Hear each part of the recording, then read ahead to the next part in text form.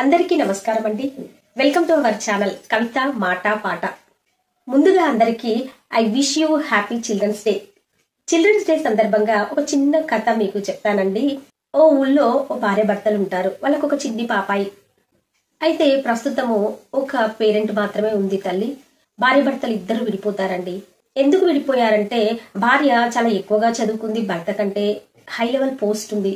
భర్తకు చదువు తక్కువ, తను సంపాదించే సంపాదన తక్కువ, చిన్న ఉద్యోగం. సో దాంతో భార్య చీటికి మాటికి భర్తను ఏదో ఒక రకంగా చులకనగా మాట్లాడుతూ ఉండేది, పని వాళ్ళ ముందర గాని బయట కానీ.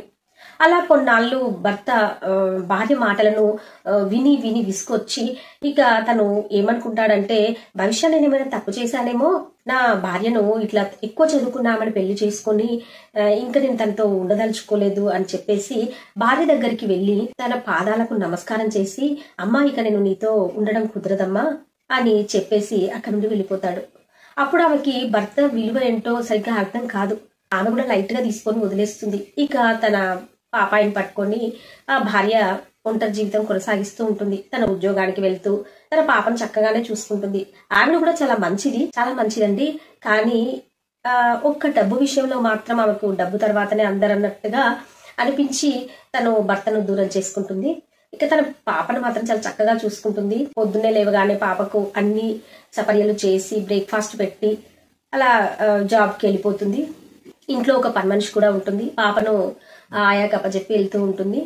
ఇక తను జాబ్కి వెళ్లే ముందు ఒక గదిని మాత్రం చక్కగా తాళం చెప్పి బ్యాగ్ లో వేసుకొని వెళ్తూ ఉంటుంది. అలా రోజు జరుగుతుంటే ఆ చిన్ని పాపాయి చూసి, అమ్మ ఎందుకు ఆ గదికి రోజు తాళం వేసుకొని వెళ్తావమ్మా అని అడుగుతుంది.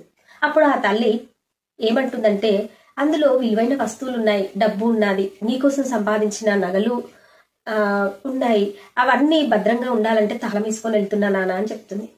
అప్పుడు పాపాయి అంటుంది, అమ్మా నాకంటే విలువైన వస్తువులా అమ్మ అవి భద్రంగా దాచి తాళం వేసుకొని వెళ్తున్నావు, మరి ఎందుకమ్మా నన్ను మాత్రమే ఆయా కప్ప చెప్పి వెళ్తున్నావు అని అంటుంది. దాంతో ఆ తల్లి మనస్సు తల్లడిల్లిపోతుంది, మైండ్ బ్లాస్ట్ అవుతుంది. ఇక ఆ తల్లి ఒక నిర్ణయం తీసుకుంటది, ఇంకా నేను పాపను వదిలి ఎక్కడికి వెళ్ళనని. తల్లి తన బిడ్డను గట్టిగా కౌగిలించుకొని కన్నీరు కారుస్తుంది. అదేనండి మరి ప్రస్తుత పరిస్థితుల్లో భార్యాభర్తలు జాబ్ చేయాల్సిందే, కానీ డబ్బు సంపాదనే కాదండి, పిల్లలకు మనం సరైన సమయాన్ని కేటాయించాలి, వాళ్లకు మానవతా విలువలు నేర్పించాలి, మన సంస్కృతి సాంప్రదాయాలు తెలియజేయాలి. ఎంత వీలైతే అంత మనం పిల్లలతో కేటాయించాలండి. అప్పుడే వాళ్ళకి మంచి చెడని తెలుస్తుంది. మన తర్వాతనే ఎవరైనా అండి పిల్లలకి మంచి చెడులు చెప్పేది. స్కూల్కి వెళ్తారు పిల్లలు, కానీ స్కూల్లో ఈ ప్రజెంట్ ఎలా ఉందంటే ఎడ్యుకేషన్ సిస్టమ్ ఎక్కడికక్కడ టైట్, ఎంత బిజీ షెడ్యూల్ అంటే పోర్షన్ కూడా చాలా ఉంటది. టీచర్స్ కి ఆ పోర్షన్ కంప్లీట్ చేయడమే గగనం. మంచి చెడు చెప్పాలని వాళ్ళకు కూడా ఉంటది, కానీ చెప్పే టైం లేదు. అందుకే మనము మన పిల్లల కోసం టైం కేటాయించుకొని వాళ్ళకి మంచి బుద్ధులు చెప్పాలి. టైం దొరికితే మొబైల్ పట్టుకొని ఫ్రెండ్స్ తో మాట్లాడడం కాదండి. అలానే నేను అందరినీ అనట్లేదు, బట్ మొబైల్ వచ్చిన దగ్గర నుంచి మనిషికి మధ్య డిస్టెన్స్ పెరిగిందని మాత్రం ఖచ్చితంగా చెప్పగలను. ఆ డిస్టెన్స్ తగ్గించుకొని మన పిల్లలకు మంచి బుద్ధులు చెప్తూ వాళ్ళు 10 మందికి సహాయపడేలా, సంఘంలో ఉపయోగపడేలా తీర్చిదిద్దాలి. మనం 1 కోటి రూపాయలు సంపాదించి మన పిల్లలకి ఇస్తామండి, అది వాడు 1 సంవత్సరం 2 సంవత్సరాలు ఉంచుకోవచ్చు, లేదంటే జీవితాంతం దాంతోనే బతకొచ్చు. కానీ అలా కాదు జీవితం. మనము వాడి కాళ్ళ మీద వాడు బతికేలా వాడిని తీర్చిదిద్దడమే పేరెంట్స్ గా మన కర్తవ్యం. మన పిల్లలకు కూడా కష్టం అంటే ఏందో, సుఖం అంటే ఏందో తెలియజేయాలండి. మనం కష్టపడ్డాం కదా, మన పిల్లలు మనలా కష్టపడకూడదు అనుకోకూడదు. ఓకే అనుకున్నా పర్వాలేదు, కానీ వాడికి కష్టం అంటే ఏందో మాత్రం తెలియజేస్తేనే వాడు రేపు ఏదైనా సాధించగలడు. ఏమంటారు? ఎస్పెషల్లీ సింగిల్ పేరెంట్ అండి. సింగిల్ పేరెంట్ గా ఉండే వాళ్ళు తల్లిదండ్రి ఇద్దరి ప్రేమను తనే లేదా అతనే చూపించాలి. అది ఎంత చేసినా తీరని లోటేనండి. తల్లి తండ్రి ఎవరి రోల్ వాళ్ళే ప్లే చేస్తారు. ఒక్కరున్న వాళ్ళకి ఆ లోటు తప్పకుండా ఉంటుంది.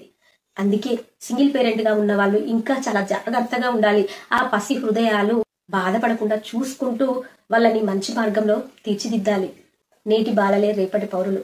మనము ఒక చిన్న మొక్కకు ఎరువు వేస్తూ, సరైన నీరు అందిస్తూ, మంచి వాతావరణాన్ని ఇస్తూ, ఎండను సరైన గాలిని ఇస్తూ ఉంటే అది ఎంత ఏపుగా పెరిగి పువ్వులు పళ్ళు కాయలు ఇస్తుందో, అలానే మన పిల్లలకు సరైన ప్రేమ, ఆప్యాయతలు, మానవతా విలువలు, సంస్కృతి సాంప్రదాయాలు చెప్పుతూ మనం పెంచుతూ ఉంటే రేపు వాళ్ళు ఫ్యూచర్ లో కూడా సొసైటీలో 10 మందికి ఉపయోగపడతారు.